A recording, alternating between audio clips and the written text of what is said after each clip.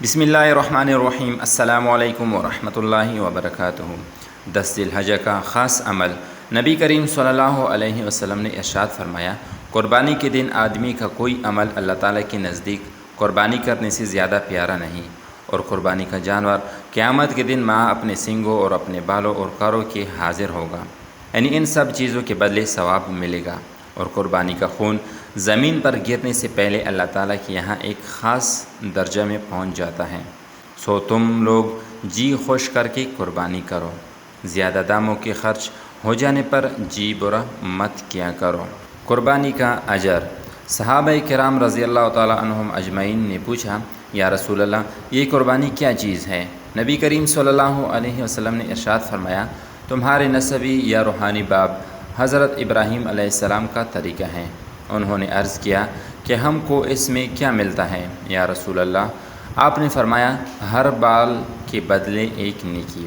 انہوں نے عرض کیا کہ اگر اون والا جانور ہو؟ آپ نے فرمایا کہ اون کے ہر بال کے بدلے بھی ایک نیکی ملتی ہے۔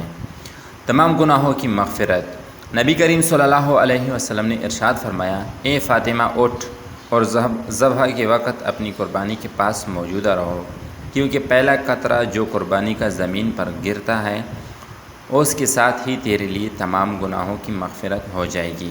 اور یاد رکھ کہ قیامت کے دن اس قربانی کا خون اور گوشت لایا جائے گا اور تیری میزان عمل میں 70 حصہ بڑھا کر رکھ دیا جائے گا، اور ان سب کے بدلے نیکیاں دی جائے گی۔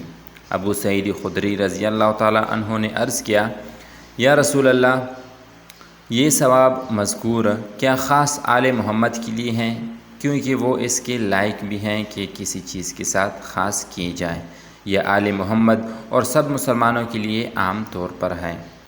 آپ نے فرمایا کہ آل محمد کے لیے ایک طرح سے خاص بھی ہیں اور سب مسلمانوں کے لیے عام طور پر بھی ہیں۔ جزاک اللہ خیراً کثیرا۔